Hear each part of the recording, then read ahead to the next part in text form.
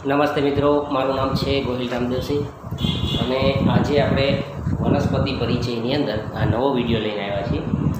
અને આ જે વૃક્ષ છે તેનું નામ છે અરડુસી અને તે ઉપરાંત તેને વસાકા તરીકે પણ ઓળખવામાં આવે છે અને ઔષધિની બાબતમાં ખૂબ જ ઉપયોગી આ વનસ્પતિ છે.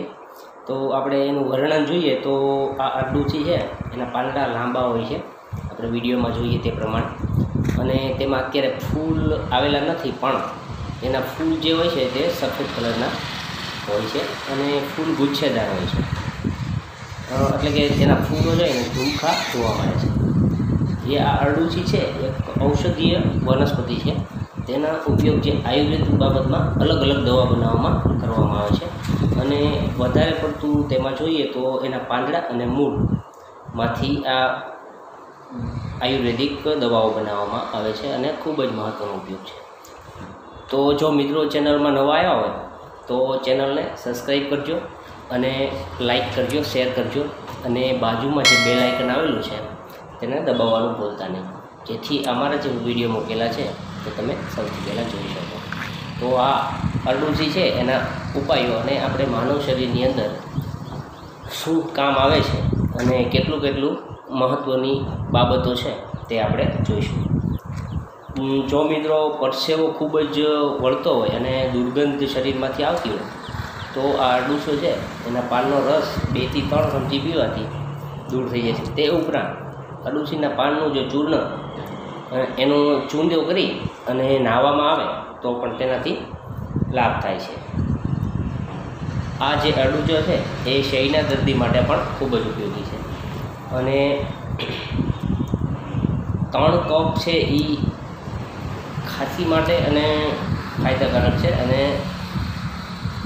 આ જે ખાંસી માટે અરડુસાના પાનનું સેવન કરવાથી ફાયદો થાય છે. તેમજ અરડુસોમાં જે પાનના રસનું જે મધની સાથે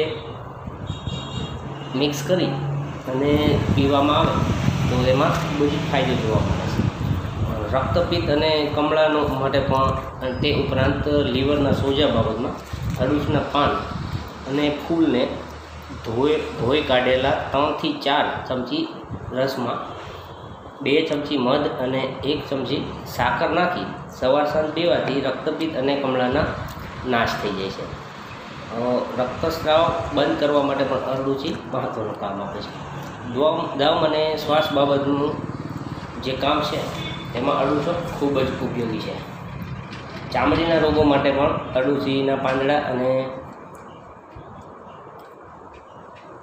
હળદરને ખૂબ લસોટી અને તેનું પેસ્ટ સવાર સાંજ લગાવવાથી ખરજવું અને ચામડીના જૂના રોગો મટી જાય છે. કૃમિ બાબતમાં પણ અરડુસો ખૂબ જ મહત્ત્વનો છે. તો ગૌમૂત્રની સાથે અરડુસાનું જે આપણે પાનનો રસ હોય મિક્સ કરી પીવાથી તેમાં ખૂબ જ ફાયદો થાય છે.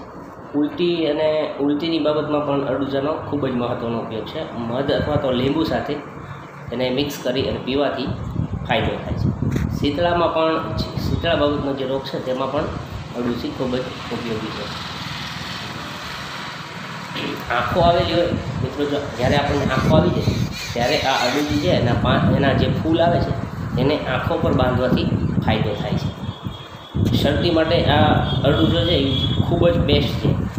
શરદી થાય ત્યારે 2 ચમચી અરડુસાના રસમાં 1 ચમચી તુલસીનો રસ અને 1 ચમચી મધ ઉમેરી સવાર સાંજ પીવામાં આવે તો શરદી બાબતમાં રાહત થઈ જાય છે. મોઢું આવી ગયું હોય ત્યારે પણ અરડુસો ખૂબ જ મહત્ત્વનું કામ આપે છે. અરડુસાના જે પાંદડા છે તેના જે આપણે પાંદડાનો રસ કાઢી અને કોગળા કરવામાં આવે તો પણ તેમાં ફાયદો થાય છે. તે ઉપરાંત અરડુસીના પાંદડા એમને જ જો ખાવામાં આવે તો પણ જે મોઢું આવી ગયેલું એમાં ફાયદો થાય છે.